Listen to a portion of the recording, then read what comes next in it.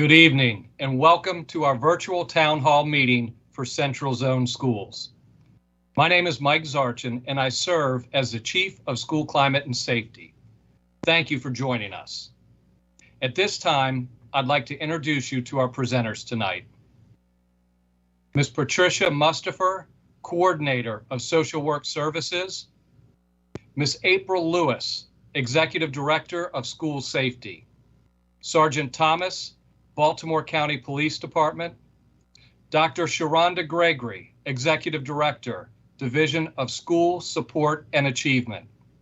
Dr. Heidi Miller, Executive Director, Division of School Support and Achievement. Mr. Sam Mustafer, Executive Director of School Support and Achievement, and Mr. Jim Mitcherling, Safety Manager. In addition to my role as Chief of School Climate and Safety, I have the honor of serving as the moderator for our town hall meeting tonight. We have planned this meeting to be an opportunity for staff to respond to questions, provide information, and learn from our parents and community. We greatly appreciate you joining us. I would now like to turn it over to our Superintendent of Schools, Dr. Darrell Williams, to share some welcoming remarks.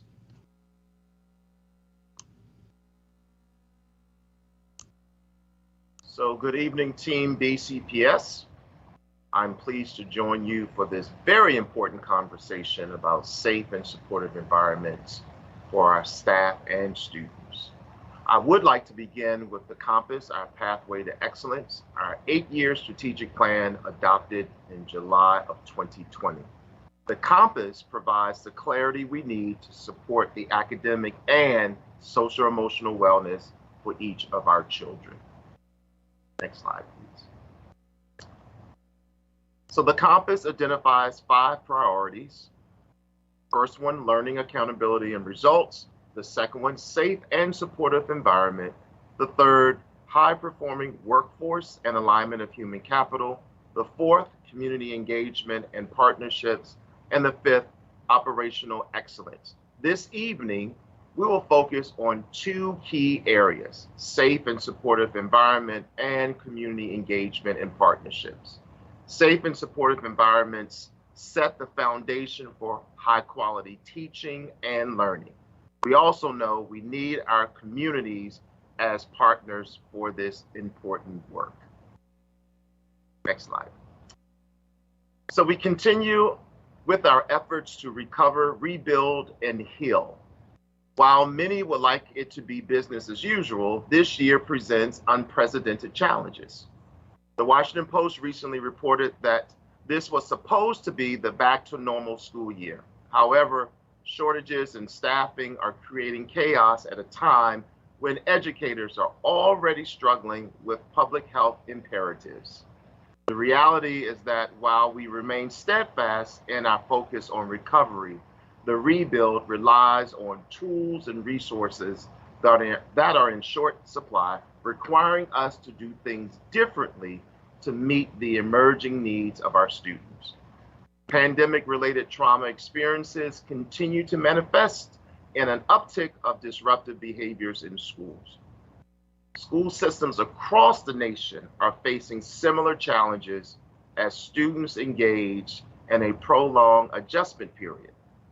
I remain concerned about the safety of our students, added stress and exhaustion for staff, and additional worries for families. We have taken several steps to support our school leaders as they try to adjust to the adjusting and changing landscape. Every student deserves to be in a physical and emotionally supportive and safe environment. Baltimore County Public Schools is committed to providing access to a free education for all students. From day one, our school staff have been diligently implementing practices that promote social-emotional wellness with a focus on fostering relationships, inclusivity, and wellness. We want all students to feel good about themselves, their school environments, and their ability to learn. This means all students. Chronic disruption and actions that cause imminent harm are not acceptable. Next slide. So on December 3rd, I shared with Team BCPS a list of actions and opportunities to help schools focus on teaching and learning. Those recommendations fall into 3 categories: community, resources, and accountability. So the community. This town hall is a good step in building the community understanding and purpose we need to protect our school and have school safety. Tonight builds on system-wide conversations in October and leads to ongoing and upcoming work with our PTSA leadership, student leaders, school staff, and colleagues across the state to problem solve. This is not just talk. It is the expectation that as a result of these conversations, we must take action. The resources.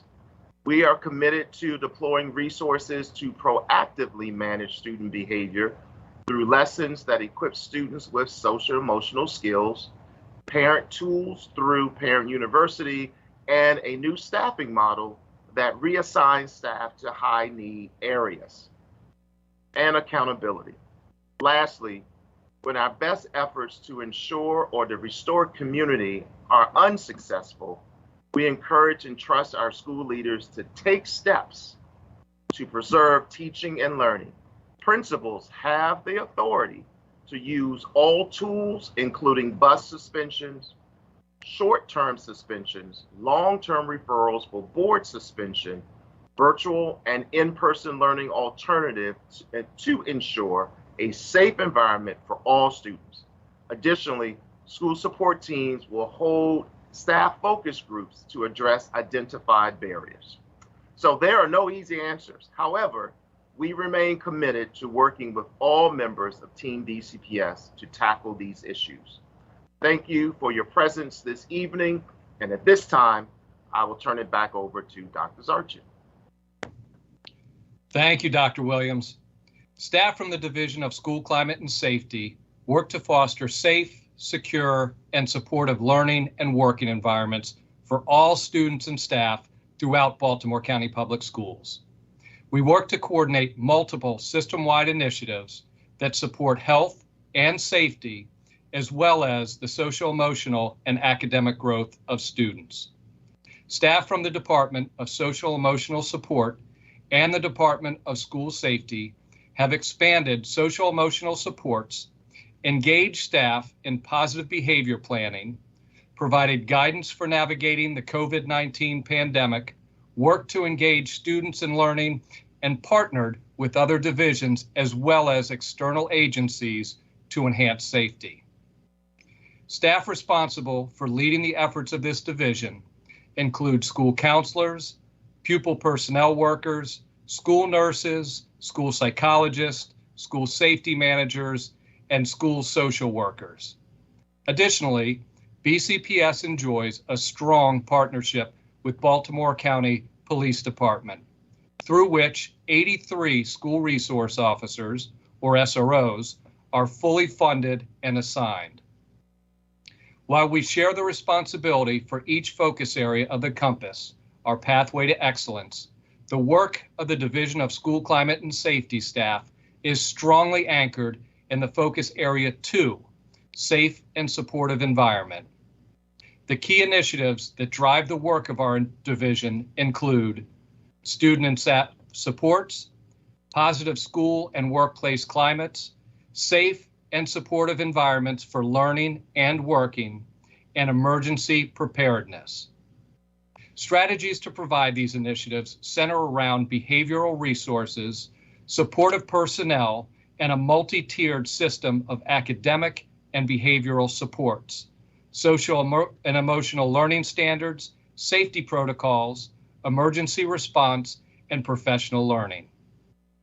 Staff in the Division of School Climate and Safety work collaboratively with schools and departments across BCPS to ensure that all members of Team BCPS contribute to and benefit from safe and supportive learning and working environments.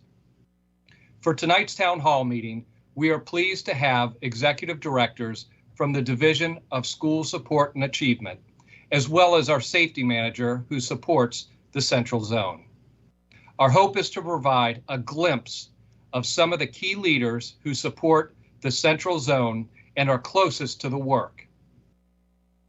I'd now like to welcome Dr. Gregory, Mr. Mustafer, and Dr. Miller, Executive Directors for the School Support and Achievement Department or Division, to share information on their role in supporting schools and fostering safe and positive learning environments.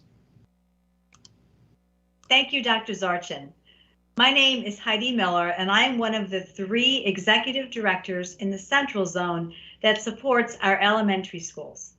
Along with my Central Area colleagues, Dr. Gregory and Mr. Mustafer, we welcome you to the Central Area Town Hall presentation. Collectively, the Central Area Executive Directors support and supervise a total of 56 schools. Parents, you are the most important influence on your child's education. You are your child's first teacher. You are the most important role model in your child's life. And we thank you so much for sending your children to school ready to learn. We truly thank you for taking the time this evening out of your very busy schedule to join this meeting. We appreciate you, and we want you to know that Dr. Gregory, Mr. Mustafer, and myself are committed to ensuring a safe and welcoming environment for every child in every classroom in every school. As parents ourselves, we understand the importance of ensuring that each child has a positive and successful school experience with caring teachers and school leaders. As principal supervisors, Dr. Gregory, Mr. Mustafer, and I spend most of our times in schools, visiting classrooms. We work with school administrators. During school visits, we listen carefully to the needs of the school administration as they work very hard to support teachers and students in teaching and learning. We provide coaching, support, and collaboratively problem solve with school principals. We support the development and the implementation of each school progress plan specific to the needs of the school community. More importantly, our goal is to ensure high quality teaching and learning in a safe and orderly learning environment. We believe every child needs to have a strong sense of belonging. The graphic you see indicates 3 areas that we are responsible for as executive directors in the Division of School Support and Achievement. Each area works to support a safe and welcoming school environment. I will touch on instructional leadership, while Dr. Gregory will unpack teaching and learning, and finally Mr. Mustafer will explain operational systems and how we work to ensure that each student is safe and has that sense of belonging. To support instructional leadership, we support the development and the operational efforts of the school improvement plan. Each plan addresses improvement in student achievement in the area of math, reading, and school climate based on the unique needs of the school. School climate is very important because we want our children to learn in a positive classroom environment with their peers while they make good choices. We support principals in looking at data to inform next steps for supporting students that are not making academic progress. Leadership succession involves making sure we have strong leaders who are ready to commit to the roles of becoming school leaders. We mentor future school leaders to ensure they are ready to assume the role of assistant principal and principals in our schools. Our principals and teachers have worked very hard to maintain a positive, supportive relationship with parents during this pandemic, and we thank all of our school leaders for everything they've accomplished to engage all of you in virtual meetings, along with even securing translators for non-English speaking families. And now we will transition to Dr. Gregory, who will discuss teaching and learning and how we work to provide a positive environment in every classroom with high quality instruction. Thank you, Dr. Miller. And good evening, Team BCPS.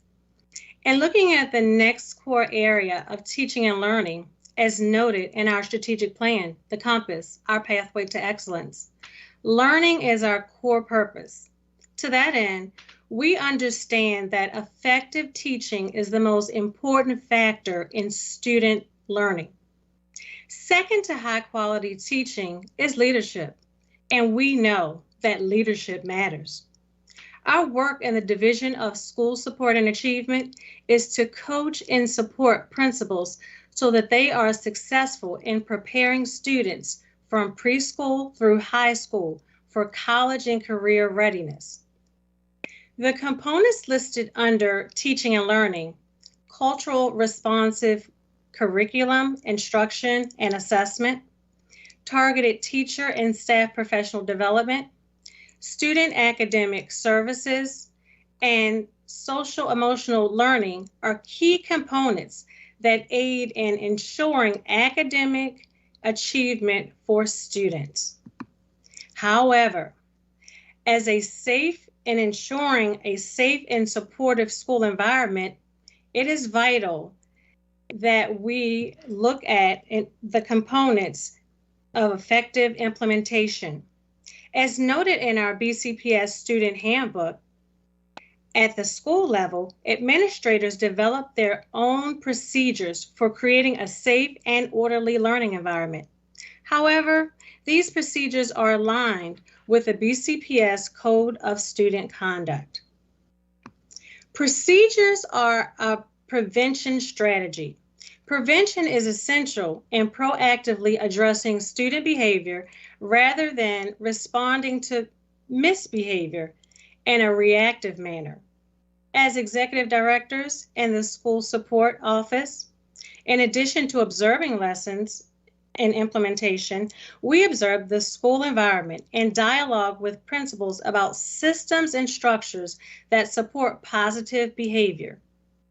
Some prevention strategies that teachers so masterfully implement are having school-wide and classroom expectations posted and visible, meaning when you walk into the schoolhouse, you will see those expectations posted in the lobby of the school, in the hallways, and in classrooms. Providing cues or signals to gain students' attention prior to directions and transitions. In the elementary setting, that may sound like, if you can hear the sound of my voice, clap once, or a variation of that in the middle and high school setting. Ensuring that routines for a specific task have been taught and reinforced. An example of that, leaving the classroom, what are those procedures? Working in groups, think about those procedures, and asking for help. Providing positive praise to students, just saying, great job, or way to go. Offering non-contingent attention, such as greeting students at the classroom door, using their name. As teachers actively supervise students, they move throughout the classroom, scan the classroom with their eyes and ears. They use proximity control. They provide timely feedback to students, and of course, monitor the pacing of their lessons.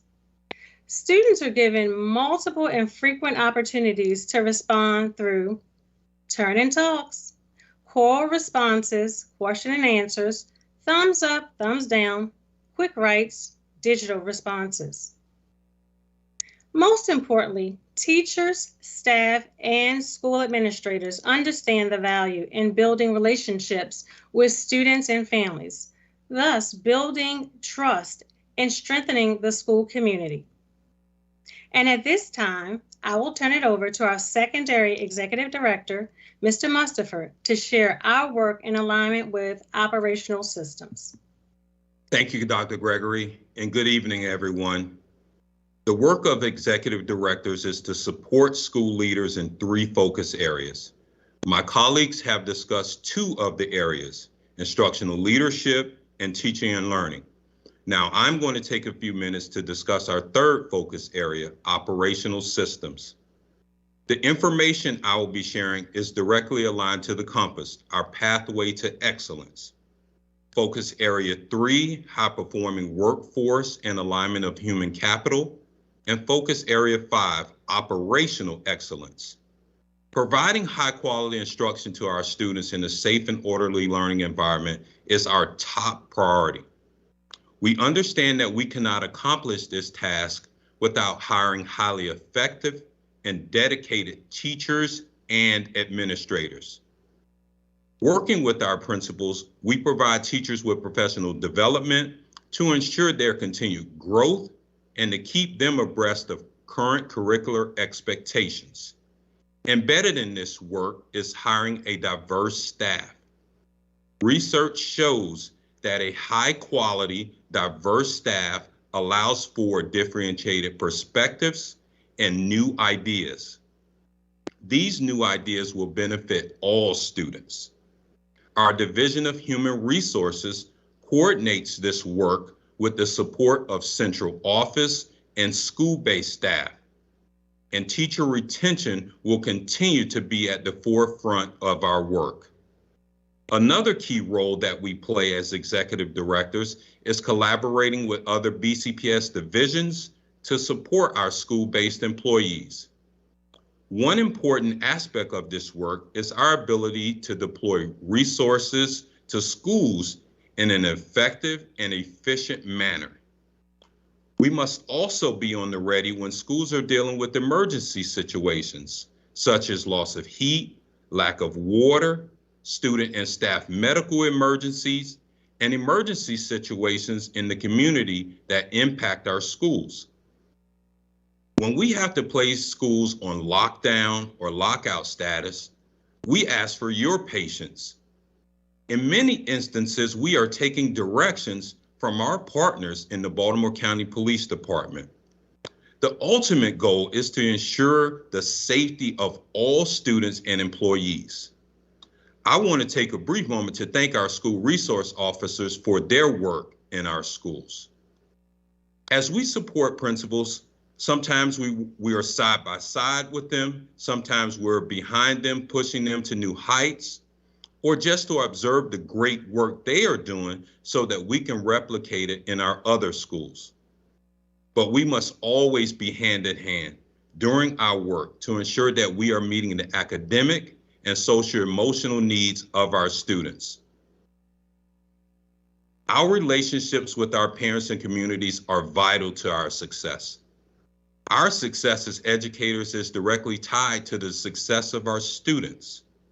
When positive things happen in our community, they sometimes spill over into our school and we love it. However, negative issues that happen in our community can also impact what happens in our schools. We encourage parents to continue to share with us important information you feel that would negatively impact the daily operations of our schools. Some of you may not be happy when we can't grant all of your requests. In these instances, we ask that you give us an opportunity to work with you to see if there is a common ground. For example, we are not allowed to discuss consequences that a student may receive with you. So we can only do that with his or her parent or guardian. This may be very upsetting to some parents, but please remember that we are bound by federal and state laws, as well as Board of Education policies. We understand that your child is your number one priority, but our number one priority must always be all 115,000 students. We know we have to do better as a system. We see the world our graduates are transitioning into, and we are working hard every day to meet the needs of our students. Right now, times are tough, times are challenging, and we must all remember that we are in the middle of a pandemic that is impacting communities differently. When every community in our county is thriving, we all benefit. As one of my colleagues stated during the East Zone Town Hall meeting on Monday, parents, we are asking you to give our school-based staff patience, grace, and trust. Our school-based staff members are working tirelessly to provide your children with a quality education, and they need and appreciate your support. As Dr. Miller said, you are the most important role models in your child's life, and we are here to do our part as educators to support you. So thank you. And now we will transition to Patricia Muster for our Coordinator of Social Work Services. Good evening, and thank you, Mr. Mustafer. Keeping in mind that the journey of social emotional learning begins with the vision that was laid out in our compass, our pathway to excellence, that was referenced by Dr. Williams and Dr. Zarchin, where within every BCPS learning space, students and adults acquire and apply social emotional skills that provide them equitable opportunities and access to engage in cognitively demanding and collaborative work as part of a safe and supportive learning environment. It is important that we have positive student-to-student, student-to-adult, and adult-to-adult relationships and connections that will contribute to strengthening the resilience of our communities. The information in front of you identifies how SEL is part of a tiered system of supports for all students in their lived experience. There are 3 tiers of support in an MTSS framework. Tier 1 offers universal supports for all students where SEL is embedded in classroom lessons. You also may see the 3 social emotional learning signature practices of welcoming our students into space, engaging in rich instruction, and then thinking about the optimism of what is ahead for us. You also might observe circling up to establish community as part of the continuum of restorative practices. These practices are provided across BCPS to promote connection towards that sense of belonging that our executive director spoke of earlier. Tier 2 offers early intervention supports to provide short-term interventions to support the needs that consist of services provided by student support team members. Some of these look like small groups, maybe mentoring, maybe a social skills group, as well as consultation. We also have options for referrals for counseling, check-in and check-out, impromptu conversations, and problem-solving circles. At your Tier 3, that's a level of intensive supports, which are typically individualized interventions to address specific needs that include individual services provided by a member of the student support team. This can also include those moments of crisis where emotions are strong. Each tier is an additional layer of support. To the left, the social and emotional framework centers equity within 3 core competencies of relationships, awareness, and decision-making. These are all essential attitudes and skills necessary for understanding and managing our emotions, as well as listening, feeling, showing empathy for others, and making thoughtful, responsible decisions, all of which we seek in our communities. The document to your far right is Connecting as a Collective Community. It is the plan for BCPS that outlines social emotional learning. It's in alignment with the BCPS priorities and whole child approaches, focusing on the social emotional well-being of the entire school community to explicitly incorporate SEL into academics and behavioral health. This supports all students accessing resources essential to their success. This resource and many of the resources I'm speaking of this evening can be located on the Department of Social Emotional Support's webpage. Also there, you can find the virtual calming room that offers strategies for all ages and stages of ways in which to pause and place calm in your day, as well as the Mind Over Matter campaign that highlights the importance of social, emotional, and mental health awareness. SEL is the opportunity to increase our individual resilience by learning and developing skills that engage and support the identification and regulation or coping of really strong emotions. that result in positive interactions. Let's talk about a few examples. So let's talk about Pretty Boy Elementary School. They've been focusing on implementing a social emotional learning practice of conscious discipline. They've really focused on their fidelity of implementation, where in each classroom, and special areas included, has classroom commitments. They engage in a safe keeper ritual, and they do wish wells to their friends who may not be present when they come into school each day. Not only is this practice part of student routines, it's also part of staff meetings, as well as the school day. They also begin each day with a brain smart start and continue along with their elements of conscious discipline. They use noticing language with students and with staff. Another school in the central area that really highlights social emotional learning is Pikesville Middle School. Those students are engaged in participating in the Mind Over Matters campaign, where they are building their social, emotional, and mental health awareness. Again, elevating that empathy muscle. They participate in monthly activities, and even recently, they had members of their student support team partner with the PTA to have conversations around raising the awareness around the impact of trauma on learning. At the high school level, sometimes we don't think of it, but students need to feel highly connected. And sometimes that comes in various ways, but always knowing that there's a trusted adult is significant. At Lock Raven and Parkville High Schools, they've established partnerships with our student support network. And through that partnership, they are offering resources in the form of food, personal hygiene, and school supplies. Again, students knowing that there are resources to support them in navigating the daily demands, not only of school, but of life. We are so appreciative of your time with us this evening and invite each of you to join us in nurturing our children's social and emotional selves by doing just a few things. One, model the way. Show empathy, show kindness, and be helpful. Again, I can't say anything different than what the folks before me have said. We are our children's first teacher. Two, find ways to get back to your community.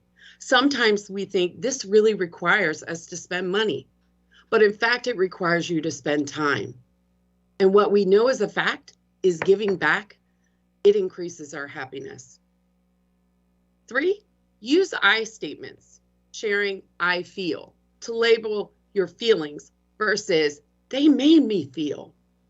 It's okay to have feelings. It's okay to have strong feelings. It's all in how we express them, and then what do we do with them? Lastly, ask questions with curiosity to support looking at the pros and cons when you have to problem solve and support your children in making decisions. If you have a challenging situation, think through that situation out loud with your child. Of course, some topics may not be appropriate to think through with your child. Pick one that's easy, like grocery shopping or when to take the car to the shop. These are things that children conceptually can build upon in their growth towards positive decision making. What I will offer is that SEL alone, it cannot mitigate every stressor, every traumatic event. But what we do know is that it can mitigate some of the harmful effects. And this supports us in the instructional environment. There are also efforts in school where the needs extend beyond social emotional learning. And when that occurs, we have to lean into our partners and we have to access our student support team members, administrators, school counselors, school social workers, psychologists, PPWs. If in fact your child is experiencing strong emotions and you feel like they need additional support, reach out to these team members for additional information and support so that your child can access the instructional environment and have a positive and productive school day. Now we will hear from Ms. April Lewis, Executive Director of School Safety, and Mr. Jim Mitcherling, Safety Manager. And thank you, Ms. Mustafer, and good evening, Central Zone. In addition to some of the documents already mentioned, the work of school safety and discipline is grounded in the documents you see on this slide. The information you see is consistent across zones. State law provides guidance under COMAR to which we are legally bound. Board policies and superintendent's rules must align with COMAR. These policies and rules include a range of activities across a continuum of prevention, intervention, and logical consequences. Sometimes consequences are in-school consequences. Sometimes they involve removal from school for short periods of time, and sometimes for longer periods. Each case is handled individually. Zero tolerance policies, which tend to handle every case of a behavior the same way, were banned during the 2014-2015 school year, and BCPS made changes to its policies and rules in alignment with MSDE mandates and COMAR. Additionally, permanent removal from a school is generally not permitted except in limited cases. The Comprehensive Safety Plan lays the foundation for safety from prevention, response, mitigation, and emergency management perspectives. The first 3 volumes are available on the BCPS website for public viewing, and I believe a link has been provided in the chat, or you can find it on our website, while the last 5 volumes are only available to staff for safety and security reasons, which I'm sure you understand. The first volume contains an overview of the rest of the document to provide assurance to all stakeholders that BCPS is prepared to address a variety of emergencies, often in partnership with other agencies, such as the Baltimore County Police Department and the Baltimore County Fire Department. The Student Handbook, which students and families receive annually, is a guide for parents and students to assure their understanding of student behavioral expectations, interventions, and consequences, as well as their rights and responsibilities. Annual presentations by school staff are given to provide clarity in the document and afford students and parents an opportunity to ask questions. December is a great time to review the handbook with your children. You will hear from our Assistant Safe Schools Liaison shortly as she highlights the partnership between BCPS and the Baltimore County Police Department to implement the School Resource Officer Program, as well as other supports. The Guide to Safe Schools for School Resource Officers and School Administrators describes the responsibilities of each agency, including how they pertain to discipline and criminal behaviors. All staff, as well as all of you, have a role in keeping our schools safe. Some staff have specific responsibilities for working in schools and/or with staff to support students. Volume 3 of the Comprehensive Safety Plan identifies various individuals who have roles in school safety. At the school level, this includes school counselors, school nurses, school social workers, and school psychologists, along with pupil personnel workers and SROs, all serve on the school's behavior threat assessment team, which each school has, to assess and respond to threats of harm to self, others, or property. From central office, we have pupil personnel workers who work directly with schools and families. We also have student conduct hearing officers who serve as the superintendent's designees, presiding over student disciplinary hearings, adjudicating cases, and administering extended suspensions and expulsions when appropriate. School safety managers are on call 24/7 to support schools. Mr. James Mitchelling, the school safety manager for the Central Zone, will share some of their responsibilities.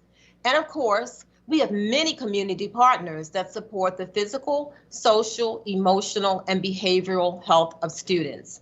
I'm going to turn to Mr. Mitchelling now to describe some of those responsibilities. Mr. Mitchelling? Thank you, Ms. Lewis. Good evening, everyone. My name is Jim Mitchelling, and I am the safety manager for the Central Zone. As the central manager, I provide support and guidance to principals on all matters of school safety.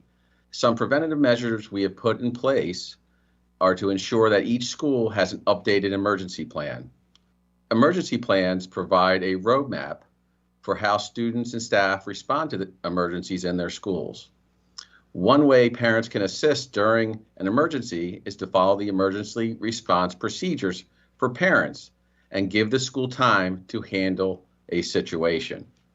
Another preventative strategy, providing professional development to administration and staff around safety topics such as handling threats, updating protocols and procedures, and using best practices for investigations, bullying, harassment, and intimidation. All safety managers, in collaboration with Baltimore County Police Department, also conduct safety assessments for each school building to identify and resolve any areas of concern. Intervention supports include assisting with developing safety plans for students when needed, including those that address bullying concerns, assisting students that are in transition into a comprehensive school setting, and conducting impartial investigations when asked. Safety managers also respond to schools to support them during an emergency. We also monitor the Safe Schools tip line and respond to those as they come in. We also provide 24-hour support to our principals and administrative teams. Our ask for parents is please work collaboratively with schools when safety and security incidents do occur. We, in partnership with Baltimore County Police Department, have handled many threats of violence towards schools at whatever time they occur. Parents, you can assist us by monitoring your child's social media very closely.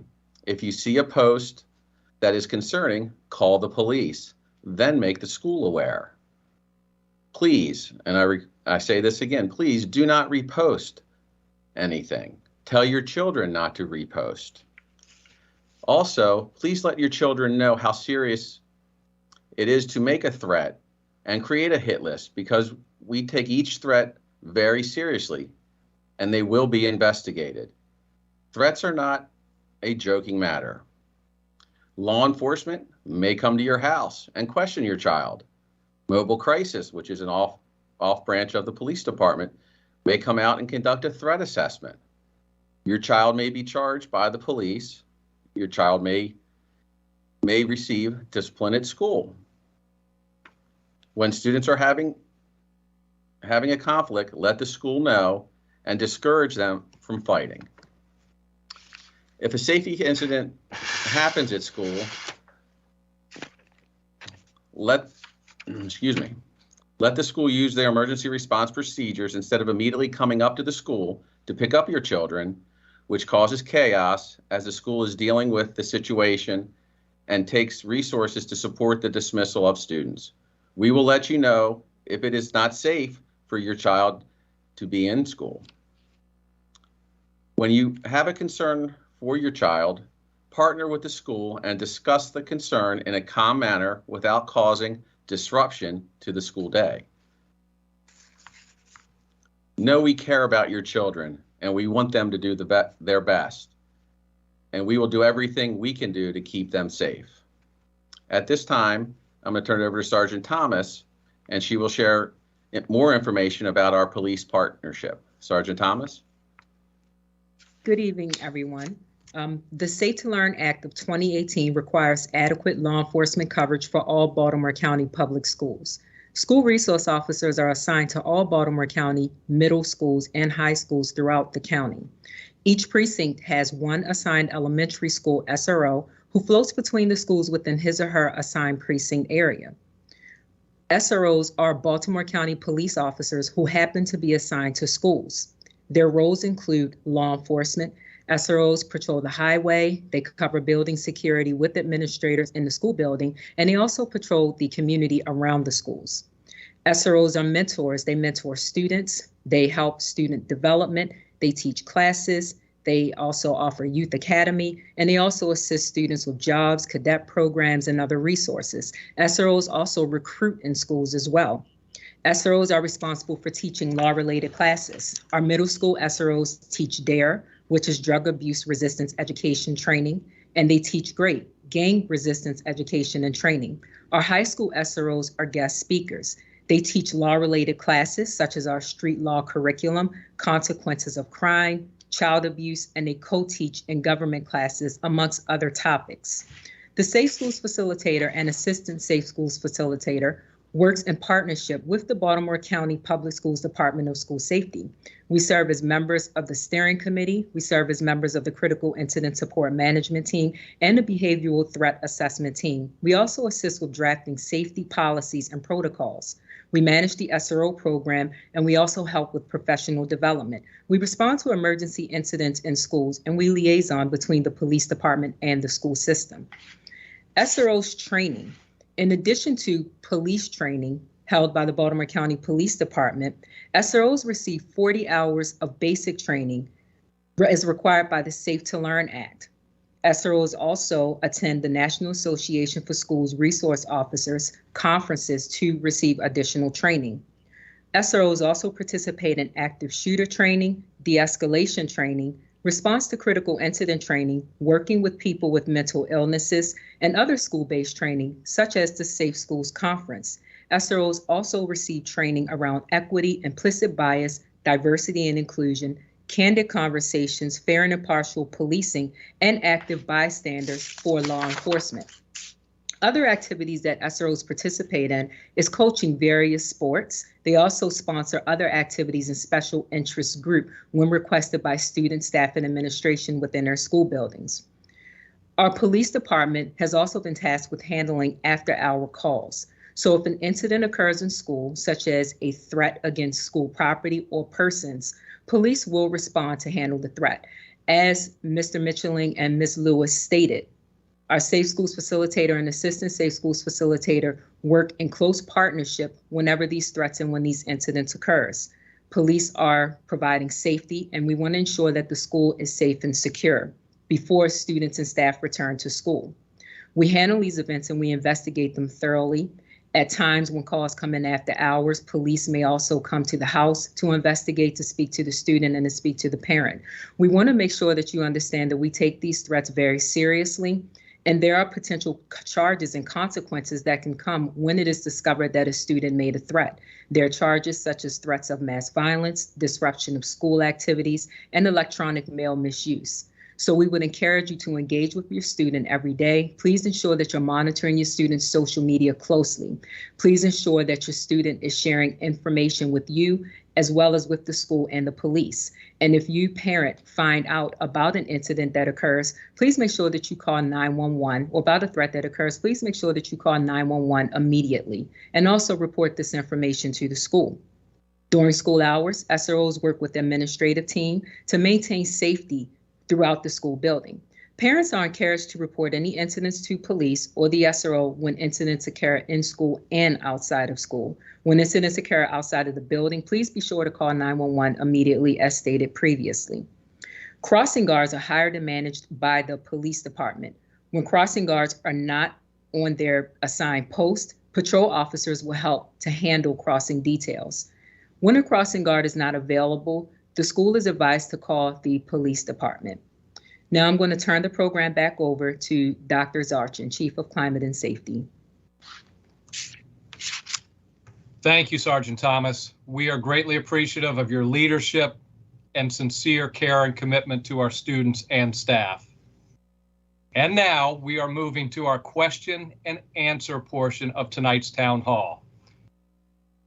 As a reminder, members of the BCPS community had an opportunity to submit questions in advance, and we've received well beyond 160 questions already.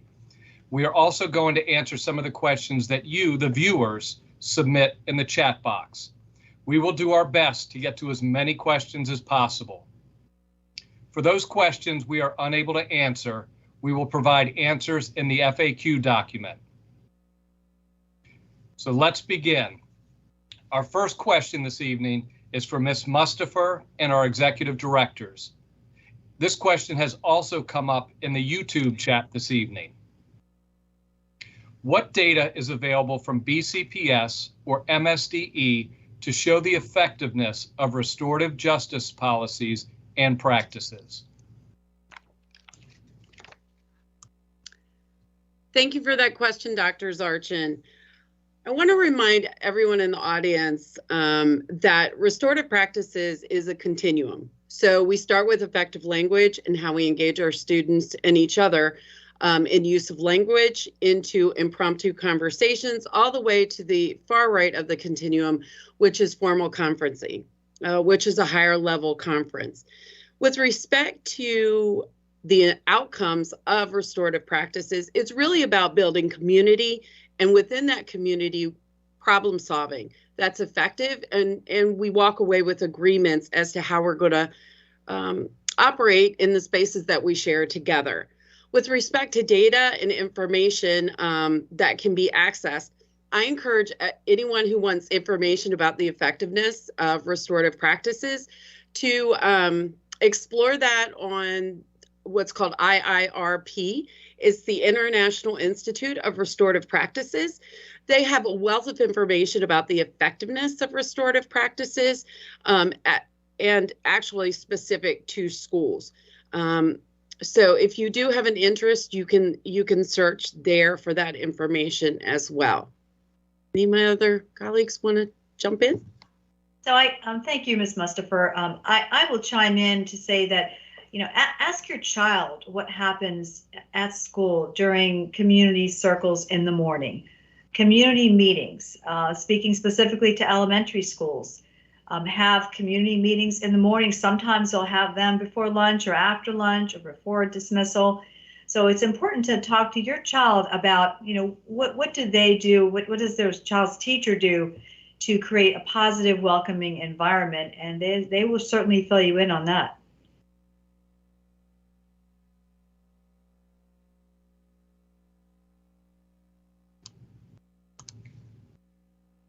Thank you so much for that response. The next question is for Ms. Lewis, Sergeant Thomas, Mr. Mitcherling, and Ms. Mustafer again. I also think our executive directors may be able to weigh in as well. A parent asks, when there's an incident at school where a student has assaulted another student, what is the accountability of the offender's parent? Does the child or student have to go to counseling until the behavior is properly remediated? What resources are provided to the student that was assaulted? And what reinforcement do you provide to the student to encourage report possible trouble with peers, whether that be anonymous reporting or not?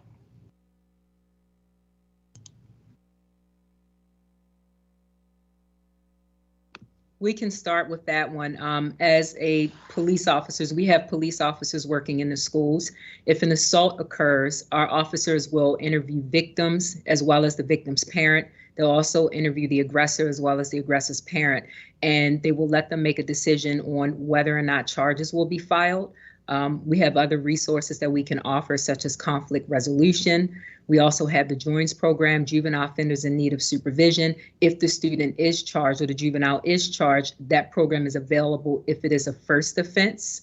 As far as any counseling or mediation, a lot of our SROs participate in those. Either they will handle those between the students and the parents, they'll sit with administration, they'll sit with guidance counselors, and they will make sure that everyone is comfortable and the situation is resolved. Sometimes situations can't be resolved. So we look back at the school for that safety plan. Our school resource officers do remain vigilant in the hallway, and they also maintain an open door policy. So if anytime a student wants to come in and share information with them, or if a student is feeling uncomfortable, they're welcome to go in and speak with the SROs, and the SROs work in partnership with the administration to try to resolve any issues.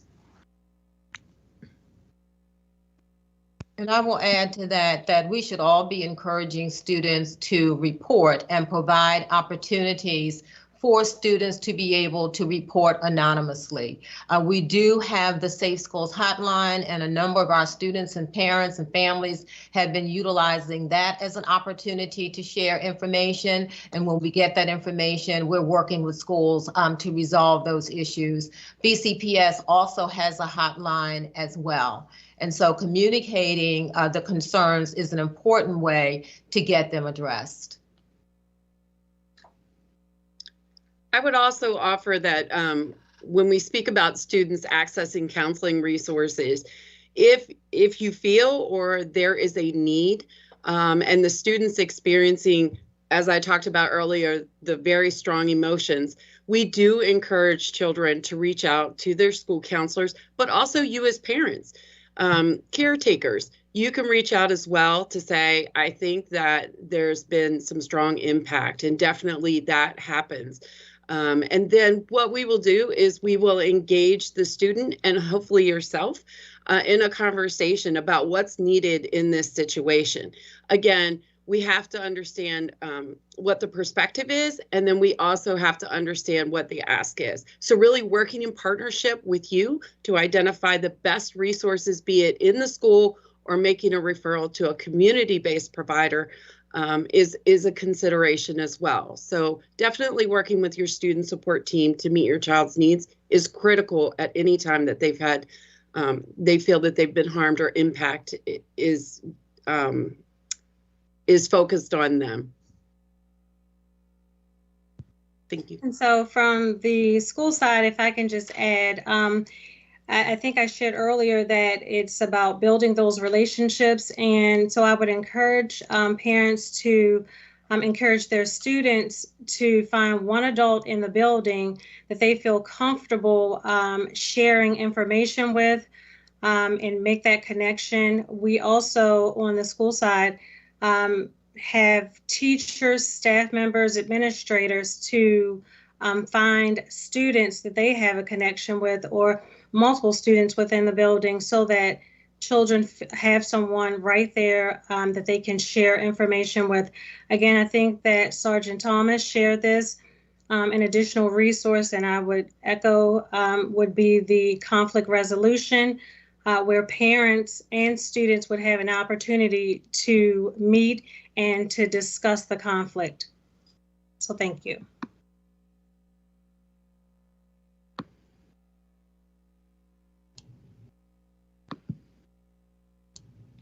Thank you all. The next question is for our executive directors. Superintendent Williams suggested the use of alternative education options for students in need of additional support. In his message to staff on December 3rd, could you please elaborate on this by giving examples of what schools are doing to implement this? What do alternative education options look like? Who do they apply to? And what documentation is expected before considering an alternative education option? So I can get us started from the school side. There are several options, but we always want to start with, required parent conferences, talking with parents, perhaps the school counselor, the social worker, perhaps adjusting a student's schedule, having a safety plan. But when we do need to look at alternatives, there are things such as e-learning at the secondary level, virtual options that can be created for perhaps in-school, out-of-school suspensions, bus suspensions, extended school suspensions, and also alternative school placements, which is really a last resort. But we want to keep all of our students safe. So these options are available to our school leaders, and they use them at their discretion when it's appropriate. Thank you for that, Dr. Miller. And in addition to that, we also have our EDLP program that is utilized for students who need additional support when there are issues during our day program. But as Dr. Miller stated, our main focus is on addressing students' needs at the school level first.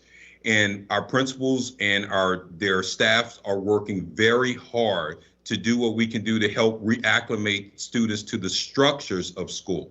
The pandemic has caused a lot of issues in some of our communities. So we're working hard to reacclimate students to the structures of being in school for 6.5 hours each day, because a lot of them are not used to that. So again, as April Lewis talked about, we try not to use any policies around having a one-size-fits-all approach with students. So meeting with students, providing the counselors.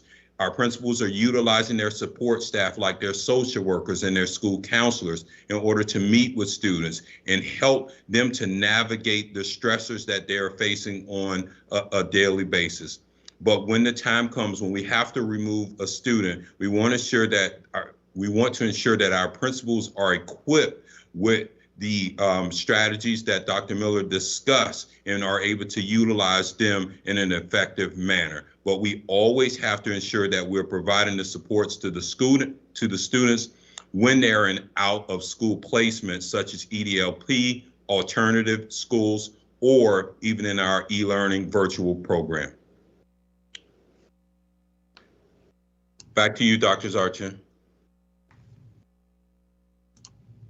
Thank you very much. Along those lines, a parent on YouTube is asking if we can please discuss changes that BCPS is planning in response to the increased violence.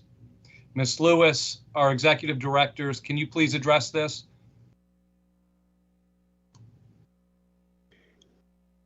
April, do you want to start us off and we'll chime in? Yes, okay, I'm trying to, thank you. I couldn't get unmuted there for a second. So in terms of responding to the increases in violence, of course, one of the things that we always do is go back to what are the behavioral expectations, what's happening in our communities, encouraging our families to share, because very often we're finding that some of the violence is a spillover from things that are happening in the community. And I see Sergeant Thomas is doing this as well.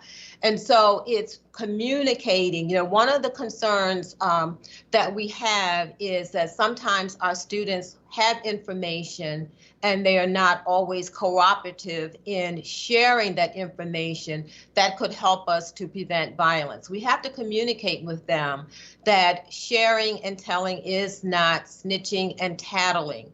And so the sooner that we can get ahead of things that are happening, whether it's in schools or coming from the community, then the more likely we are to avoid some of the violent episodes that we have been seeing. And a lot of it has been tied to social media, the videos, the posting, which then tends to escalate. And so keeping those kinds of things in mind would be helpful as we're attempting to deal with violence in schools.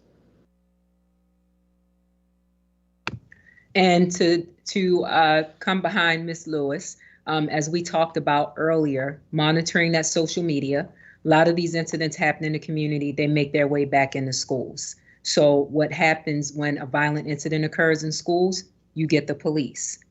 And again, with us responding, there could be potential charges, there could be consequences to those violent acts. So again, parents, we're asking you to engage with your children every single day. It takes 2 minutes for you to ask, how is everything going? What's happening? We're all busy, we all work, all of us are parents. We also don't want parents to encourage violence either. We've had some situations where parents have come to schools to participate in some of this type of behavior. So please understand, and there's always a confusion. Our school resource officers are Baltimore County police officers. They're all police officers. They just happen to be assigned to schools. And there are times where parents were involved in some of these incidents. So you set the bar and you're the role model for your children. So please make sure that you are continuing to be the parent in these situations. And I can't stress enough what Sergeant Thomas and Ms. Lewis just stated. Most fights in our schools are planned events. There are a few that are done because of impulsive behaviors, but most are planned. And students in the building know what will be taking place, whether it's during school hours or after school. So it's important, as my colleague stated, that parents are talking to their children about incidents, about reporting incidents to the adults in the building. Yesterday, I met with students at 2 different schools, and I asked the question, if you knew that a fight was going to take place at the end of the school day, and this was early in the morning, what would you tell an adult in the school? Half of them said yes, and half of them said no. And so I had to then have a conversation, heart-to-heart conversation with them, the reason why it's important for fighting to not take place in the school and how it can impact everyone in the school, students as well as staff members. So we know that it's imperative for us to build relationships with students so that they can feel comfortable talking to us about incidents that are going to occur, because all of us will be impacted, those in the schools as well as those individuals in the community. So parents, again, please help us to help your children to understand the importance of alerting adults when they know something is going to take place that can negatively impact our schools. Thank you. Sam, if I can piggyback on your comments, it's also important that parents understand that if there was an issue in the community, please notify the school administration, and they can be aware of the fact, and they can have school counselors get involved when those students come into the building, so we can try to avert a altercation on school campuses. Thank you all for that response. So I appreciate the information on communication, and our next question has to do with just that. When there's an incident in the community and that will have a significant impact on the local school, what information do school leaders share with children about what may be going on? And I think the group on the screen now is probably perfect to respond to this. I'll let you take it from here. Sros, you want to start us or April? Go ahead, April. I was going to say, just one of the things to keep in mind is what is age appropriate to share with students when something is going on in the community. And I know everyone wants to know, and they want to know right away. But it's important that we're given time to be able to allow an investigation that is taking place to take place so that we don't interfere with an investigation. And so that when we communicate, we're communicating accurate information. Very often in these situations, the initial information that we get is very vague, it's incomplete, sometimes it's inaccurate. And so we don't want to rush to get information out to our students or to our communities that may not be correct. But when it is appropriate, then it's important that staff do communicate with students, communicate with families, so that they're able to understand what is happening. As many of you know, we've had a number of incidents that have occurred this year, this week even, where things have happened in the community and schools have been impacted by having to go on lockout in most cases. And I know that's a frightening experience for students. And so at a minimum, it can be shared that there is something happening in the community, and it's safer for us to be inside as law enforcement handles whatever is going on in the community. Thank you, Ms. Lewis. So I would like to just add on to that. I would recommend that, in the classroom, when students show that they are fearful, if they've seen something as they're riding the bus to school, or if they've seen something as they're walking to school, that's the perfect opportunity for teachers to have that community circle and to have students to share their thoughts. They are definitely feeling a bit anxious if they're seeing things. So giving them enough information to calm them down for the moment and sharing with them once additional information is available, they will be updated. So thanks for that. And then just to piggyback on Dr. Gregory, when there is a traumatic experience in the community that impacts the school and students are upset, kids are talking, parents are calling, Baltimore County Public Schools has what we call a traumatic loss team. And we have experts, we have counselors, school psychologists, social workers that will come to the school after things are basically under control and we're given permission to share. They'll come to the school and they will work with the teachers, they'll work with students, they'll talk to teachers about how to handle and how to talk to students, you know, in a way just to help with the trauma. So that is a resource that that we use, and it's very effective. And in harmony with what everyone else is saying, BCPS will take guidance from us on what information can be released. And as Ms. Lewis said earlier, you have to give us a chance to actually investigate. We do not want to give misinformation. That is very misleading and it's ineffective. So we ask for the opportunity. We also ask for parents not to necessarily swarm to schools just because you're getting multiple text messages from your students. Many times, a lot of these issues can be resolved quickly and we can get the information out. Sometimes it takes a little bit longer. So just please keep that in mind. Thank you all for that. Ms. Lewis and Sergeant Thomas, we have timely questions coming up from several parents on YouTube. They want to know how we will keep what happened in Michigan from happening here. Great question. I'm going to ask Ms. Muster if she would join in as well, because the behavior threat assessment process is key to that, and she's one of the leaders of that process. And of course, we always want to prevent an incident of this nature from occurring, but we also have to be prepared to respond as something like this, well, as incidents involving threats occur, to avert something like this from happening.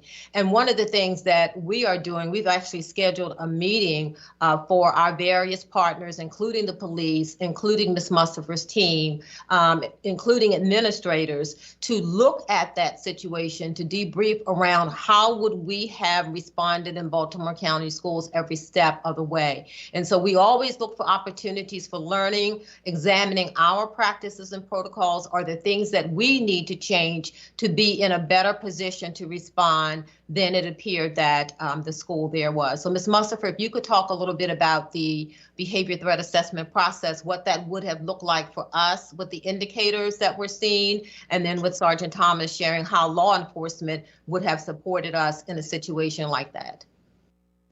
Thank you, Ms. Lewis. I think the one thing that we have to honor is that building relationships now prior to any situation occurring is critical. Making those connections with our children, the trusted adults in various spaces, from homes to our communities to our schoolhouses, is critical. When students find that they have that connection with adults, they're able to share information more easily when times of crisis prevail, or there is a scary situation with strong emotions that's present. So having said that, we start now and we prepare now. But in situations such as this, where there is imminent threat, as Ms. Lewis referenced, the mental health providers in your children's school follow a behavior threat assessment process. And so in managing any level of threat, be it threat to self or threat to others, there is a structured process where we go through an assessment. We look at 3 different areas. We look at what's the intention, what is access, and then what is the means. So what do I mean by that? And you might be asking, well, in the threat assessment process, we want to know what is the stated threat. We're asking that question and we're exploring students' information sharing to see what is going on? What do folks know? And then the next thing that we're looking for is we're saying, do they have access? Do they have access? Are there weapons in the home? Do they have weapons in their book bag? And if in fact that we have that suspicion, immediately we alert our partners in our school leaders and work in collaboration with school safety at all times. And then as well as then we think about, do they have the means to carry this out as well? And so we never want to be in a position where any of those things are present, but we are constantly in assessment mode.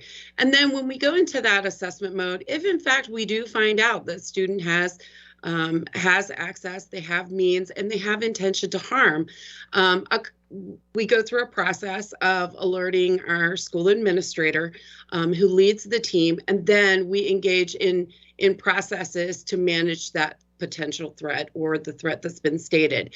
And it can be anywhere from investigation to consider what is the reality of the situation in front of us, but it also can escalate to a point where we have to engage our community partners in our Baltimore County crisis response, which is part of the Baltimore County Police Department. And or we have licensed clinicians in the schools, in many schools, and they will engage in completing an emergency petition process, which is a process that considers all elements of what's present and the fact that we need support in assessing the student's statement of threat and their risk of harm to self and others. And so that's a process we don't take lightly at all, and it really is in conjunction and coordination with our partners who are part of our student support team, but also our Baltimore County Police Department partners and school safety. Yeah. I would also like to add that one of the other things that we do in the county to avert things like this is we do have active assailant training in all of our schools that teach the appropriate to lock out, lock down, barricade, whether it's appropriate to evacuate, and so forth in terms of the prevention and mitigation. And also to add to what Mr. Mitchelling and Ms. Muster said, our behavioral wellness team in the Baltimore County Police Department has expanded. We're very involved with the school threats, and we're also very involved with the follow-up after the school threats. We send out a behavioral wellness team person to check on the student.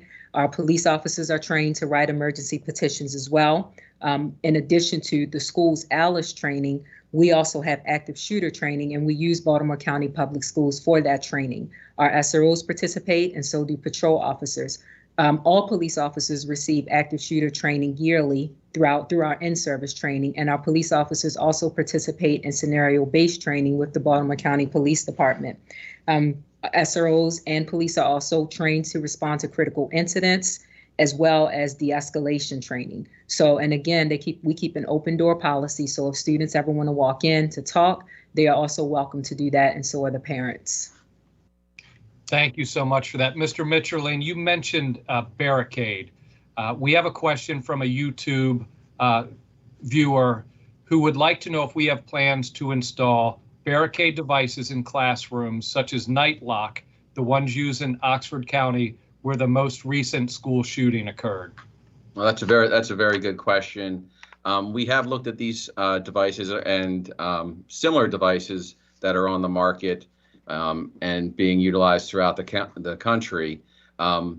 We review these different devices along with our police and fire department partners so that we don't violate any fire codes. This is an ongoing process that we go through.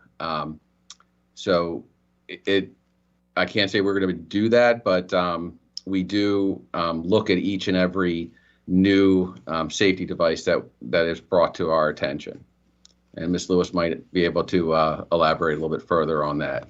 Yeah, just to add that we do have a safety and emergency management steering committee, and we're constantly looking at things that we can do to make our buildings more secure. We work in close collaboration with our Department of Facilities Management, and so we are constantly upgrading and enhancing security without giving a lot of details about some of the things that are happening. But whatever we do, as Mr. Mitchelling said, has to be in alignment with what fire code allows us to do. So we do have things in place that secure our doors, not necessarily those that were referenced in the question. Thank you, Ms. Lewis. Ms. Lewis, a parent on YouTube wants to know what insights you can give with respect to allocating SROs based on student population. Is more than one SRO considered for high population schools? And that's actually a Sergeant Thomas question because, and I think a lot of times the public thinks that, SROs are Baltimore County Public Schools employees. And so they are scheduled and deployed through the Baltimore County Police Department. And Sergeant Thomas can share, what some of their constraints are around providing SROs in schools. Yes, so as stated, the Safe to Learn Act of 2018 requires adequate coverage. So adequate coverage could mean several things. What we decided to do in Baltimore County is to dedicate SROs to middle and high schools and to have floater SROs in our elementary schools. Some of our middle and high schools do have 2 SROs. We have one high school that has 3 SROs, and there are a lot of factors involved when we make those decisions. It could be, as the caller said, the amount of students in the building. Being inside of a school, it's almost like a small city and community within itself. It could be the call volume for the school, meaning the calls of service, and it could basically just be the need. Whatever the needs are for the school, we in the police department will try to match that need. For schools that have 1 SRO, every police officer has their radio. So if there's an incident that occurs, they get on their radio and they can have backup there immediately. So even though we have SROs assigned to the schools, we also have patrol officers whose post is, we also have patrol officers who have schools on their post. So they're close by as well. Thank you. So we have another question from YouTube. This viewer states, a lot of schools have classroom doors with very large windows in them that can easily be shot out and allow access to the classroom by a shooter. What are you going to do about this safety issue? Ms. Lewis, could you speak to this? So yes, that is an ongoing process in Baltimore County where we have been switching doors out and addressing some of these concerns.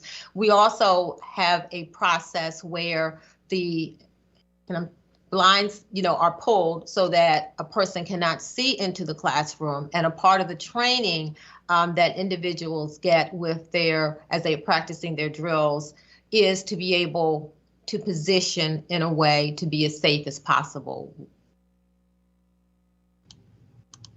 Thank you. We have another question very similar, also from YouTube. What actions do you take to prevent classroom entrance by an active shooter or threat? Ms. Lewis or Mr. Mitcherling, could you talk a little bit about our active shooter training?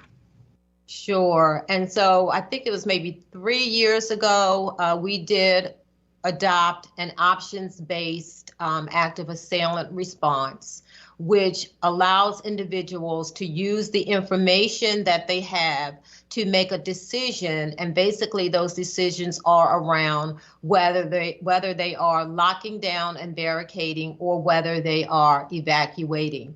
And so we do have the ability to secure our classroom doors. And so that's one of the things that we do.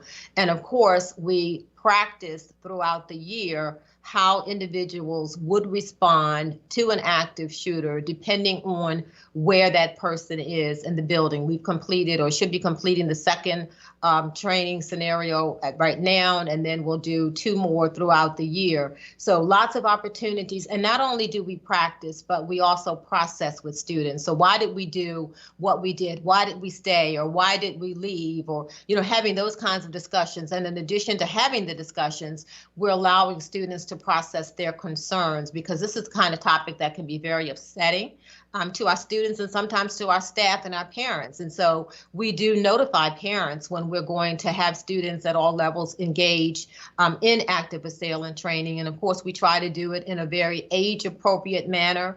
Some of the things that people have seen on TV where, people are running around faking as if they're shooting people or using fake bullets or rattling doors in order to scare people. We don't do those.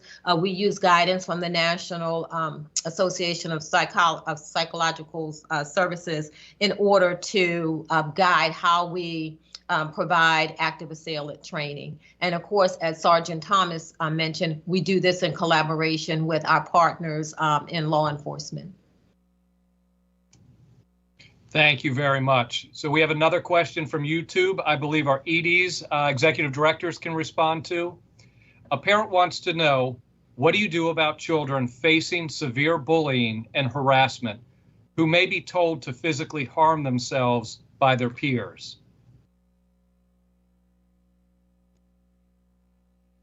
So Mr. Mustafer, would you like to start us off with the high school perspective? Yes, ma'am. Thank you, Dr. Miller. So great question. So one of the things that we attempt to do is ensure that our students are receiving the supports that they need.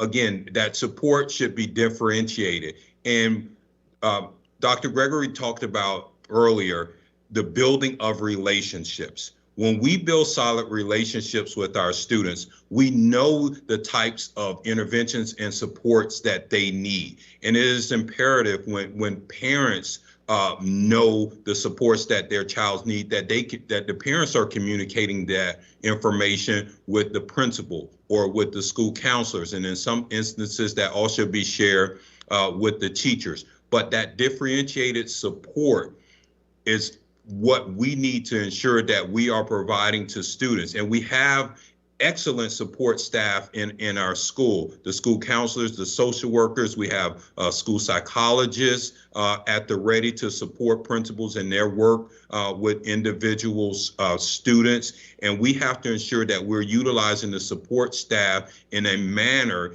that is appropriate for the individual needs of the students. And if you can remember, parents, if you can remember back last year when we were going through the budget process, one of the things that Dr. Williams was putting forth was the addition of social workers and school counselors and pupil personnel workers. So we know, given the needs that our communities are facing right now, given the individual needs of our students, that we need additional support staff in our school to provide that support to students, but also provide the appropriate training in our schools for all of the staff in our school, the teachers, the administrators, as well as all the additional staff members in the school who work directly with our students.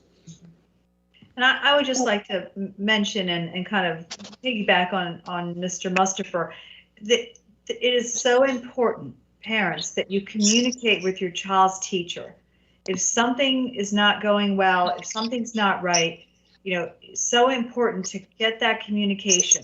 And also the importance of the school counselors. Our school counselors are amazing.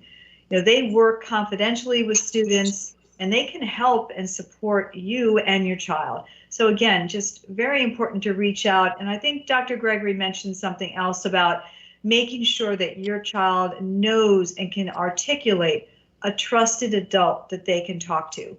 Everyone has to have someone that they can talk to. And so we open up those avenues and we have trusting relationships, then we can often really support our students through what they're going through. And if I can just add to that, I think that it's important that parents reach out to not only the teacher, but reach out to an administrator to make sure that there's an immediate response to the concern. I think Mr. Mustafer shared those members of the student support team, such as the school counselor, the school psychologist. And I know that in the letter dated December 3rd from Superintendent Williams, he noted that there would also be deployment of staff. I can share with you that that is definitely happening under the leadership of Dr. Zarchin. Just last week, I was able to get a team of experts, including Ms. Lewis, including Mrs. Mustafer, to partner with the school principal to work on a case. And so parents, please note that you should reach out to the school administrators, the principal, the assistant principal, if you have a concern, so that there is an immediate response to that. Thank you very much for your responses. Those are very helpful. Sergeant Thomas, Ms. Lewis, and Mr. Mitcherling, we're seeing a number of posts on YouTube about weapons in schools. Can you speak to our response to weapons such as guns and knives? So anytime an administrator suspects that a student has a weapon, they are to contact the school resource officer so that a search can be done so that we can verify whether or not a weapon is indeed present. And of course, there are many things, you mentioned guns, and of course we all know what a gun is, but there are many other items that are sometimes used as weapons. And so we then address not only the possession, but the behavior of the student who has the weapon in school. And again, if we do receive that information and we do conduct a search and we recover a weapon, that student will be charged. I mean, there are consequences. So again, parents, please engage your students. Check their book bags before they leave the house. If you have to, just make sure that there's nothing there, because there are a variety of things that can be considered a weapon when coming into the school building. Thank you very much. I want to clarify, because we're getting some questions. These are weapons not only in school, but on school property. Right. Correct. I will also add that we do have a zero tolerance for real guns on campus, which would mandate an expulsion as a consequence. But also keep in mind that there are a variety of instruments that can be used as a weapon, and those are usually addressed in the student handbook, and consequences come from the administration in terms of those types of weapons on school property or on school grounds. And I would also like to tell folks that the school ground is also the school bus. So, you know, they do have that scope of authority if a weapon is found in a student's possession on a school bus. And then just to add also that when we receive threats of weapons through social media, that search may include the law enforcement going to the home. So whether it's in school, whether it's posted on social media and a threat is presented to school, or as Mr. Mitchelling said, is happening on a school bus or property, we take weapons very seriously, and there are consequences for students in possession of weapons. Thank you. Ms. Lewis, can you share your thoughts on this question? A parent on YouTube states, the current BCPS response to numerous safety issues seems to be insufficient considering that incidents are increasing. What corrective actions is BCPS taking? So I think I would think that we would, again, go back to how are we communicating the expectations? How are we communicating the need for people to share information that they have? And so there was a lot of talk tonight about relationship building, sharing information, communicating expectations, holding people accountable for those behaviors, looking at the options that we have available for students who don't comply with the behaviors, especially after given numerous opportunities to correct their behaviors. And so I think it's a whole range of things that we're using to deal with the increases that we're seeing in violence. We're communicating with our communities as well, our families, because this certainly is not something that we can do alone. It's a partnership, and we do need our parents, we need our community members, we need all of our staff to be vigilant in looking for things that concern and addressing those things as they come up. Thank you. So our final question this evening, a parent on YouTube wants to know if presenters can discuss individual school administration's procedures for handling behavior problems. Now, we talked about bullying and harassment, which is never acceptable in schools. This question, I believe, has to deal more with violent and threatening behavior when they occur.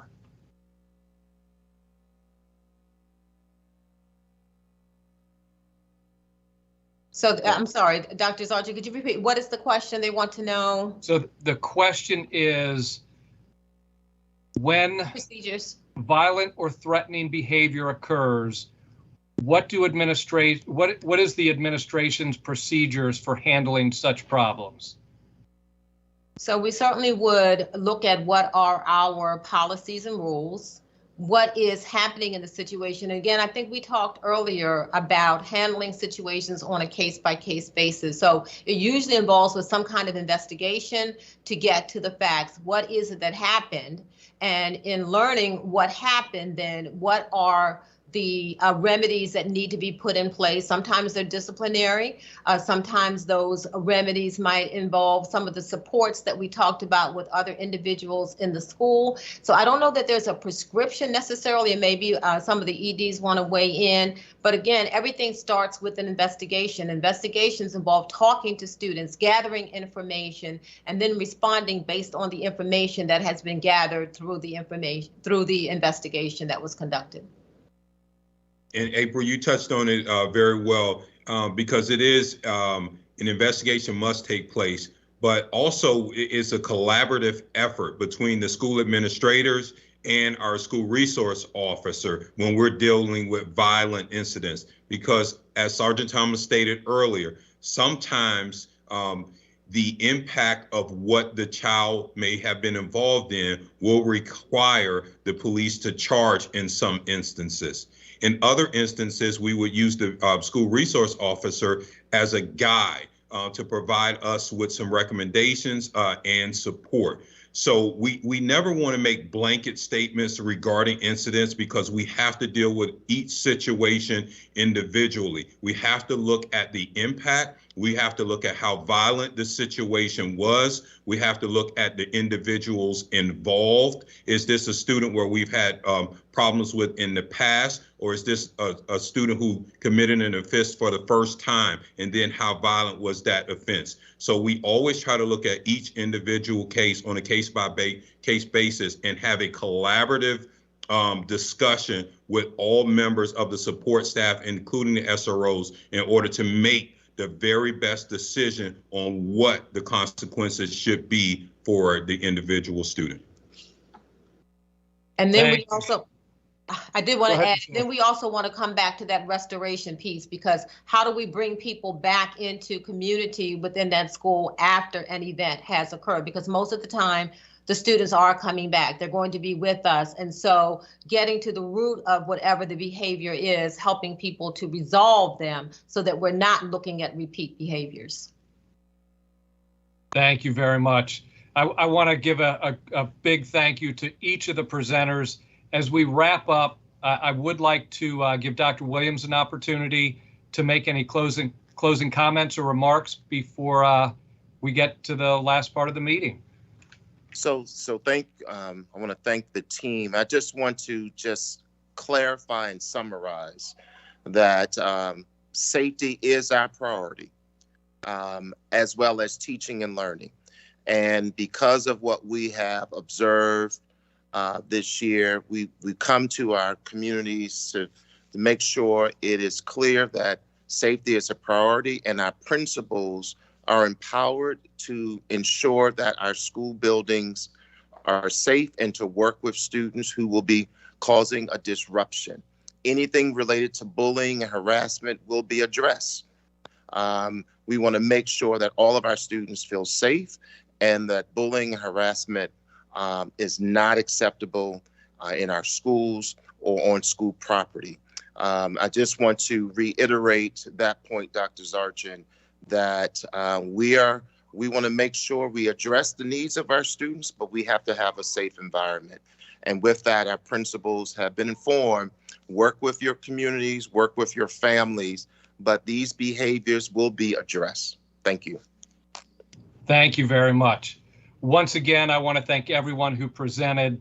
I want to thank our families and community who participated, sending questions. We had so many questions come in. We did not get to every question, not even close. We will do our best to respond in the FAQ to the questions we were not able to get to our presenters. I understand we've gone over a little time. I appreciate the extra time you shared. As Dr. Williams shared in his December 3rd message that was mentioned earlier, there are a number of actions and opportunities that we're taking to partner with BCPS community to ensure that our schools can focus on teaching and learning. So just to go over a few here, we've been deploying central office staff to schools to address and identify needs, provide enhanced adult presence, and help ensure safe and supportive environments. We're also using alternative education options for students who need additional support. School staff are working with families to create responsive solutions to meet the needs of all students.